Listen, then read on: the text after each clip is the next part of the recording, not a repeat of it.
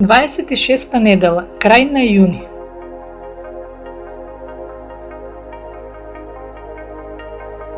Само што ја поминавме летната долгоденица.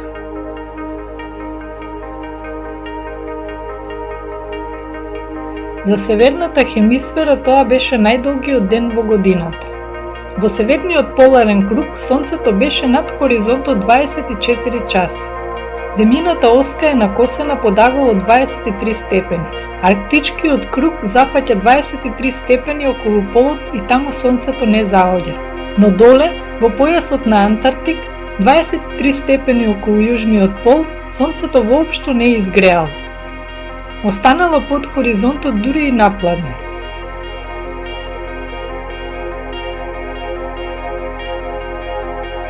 На Нов Зеланд и на југот на Аргентина деновите станале пократки.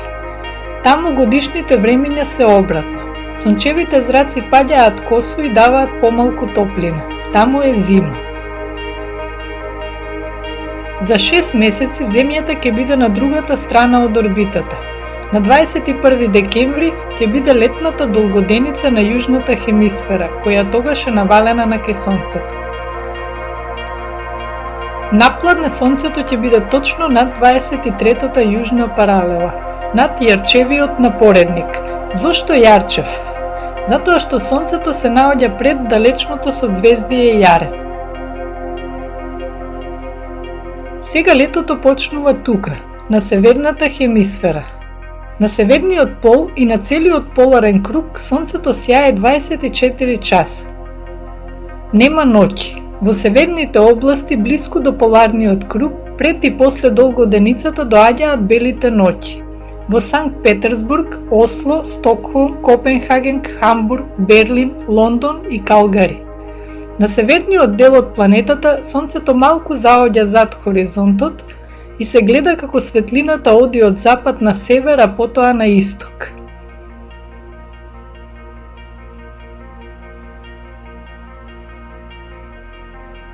Кога Сонцето ќе зајде, останува светлината која полека го поминува хоризонтот. Додека се приближува полноќ, светлината од север тргнува на исток, каде во зората ќе излезе Сонцето. Појужно, на повратникот Париз, Винипек и Ванкувер, светлината во белите ноќи се гледа до полноќ и повторно околу 3 часот наутро.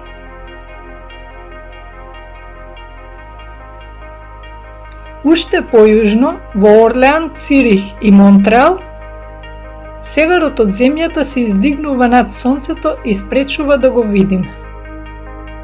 На таа географска ширина нема бели ноќи. Светлината со чија помош гледаме и која ни овозможува живот доаѓа од Сонцето. Нашите очи ја гледаат како бела, но кога ќе се разложи, таа ги содржи сите бои од виножитото. Светлината која ја гледаме е мал дел на зраци кои Сонцето ги емитира.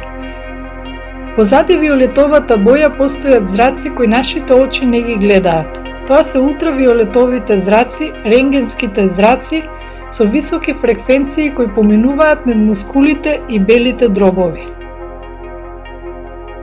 Потоа гама зраците од најтоплите делови на површината на Сонцето. Десно, спектарот на видливата светлина завршува со црвена. Позади црвената Сонцето исто така емитира невидливи зраци. Инфрацрвени зраци. Позади нив се микробрановите, истите оние од микробрановата рерна. И нискофреквентни бранови, како што се радиобрановите. За да се проучува Сонцето, треба да се испитаат сите тие бранови.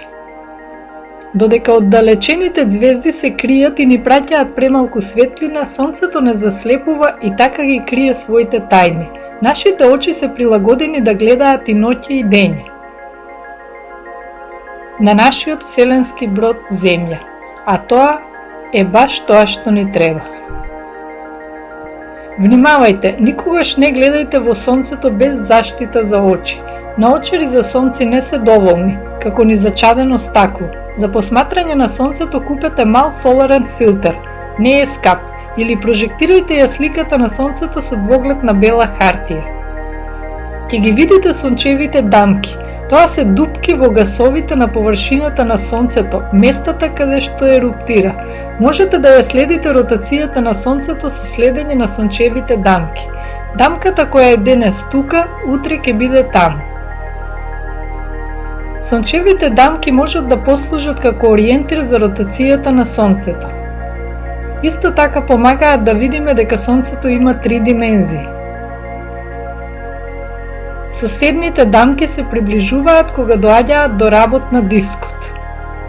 Затоа што тоа во суштина не е диск, туку огромна гасовита топка. Додека ги следите сончевите дамки, можете да ги замислите димензиите на системот Земја-Месечина. Сонцето е толку големо, што во него можат да се сместат Земјата и Месечевата орбита.